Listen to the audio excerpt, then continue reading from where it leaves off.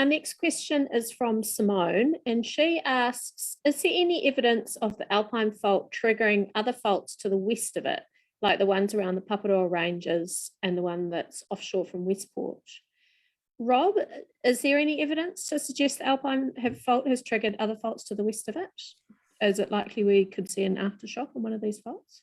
Yeah, it's a cool question. I'm going to give you a roundabout answer and say, if you were living in Bulla district in the 20th century, you would have experienced several really large earthquakes. Now, going back to 1929, there was a magnitude 7.8 earthquake on one of the major range-bounding faults in that region.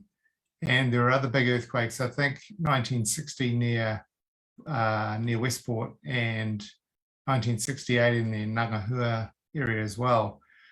And what's kind of interesting about that series of earthquakes, I suppose, is that they're decades apart. But if you chose some other century going back through time, it probably is much, much more active in terms of earthquake release than most other centuries. If we were looking at trenching a fault or getting paleoseismic records, we probably would think the 20th century was a pretty active time in Bulla and Northwest Nelson. Now linking that in with your question, those three earthquakes are not particularly linked with any events on the Alpine Fault. So that's one sort of piece of good news in a way. What we are concerned about, I think, is that the Alpine Fault could rupture many hundreds of kilometres from, say, the south to the north.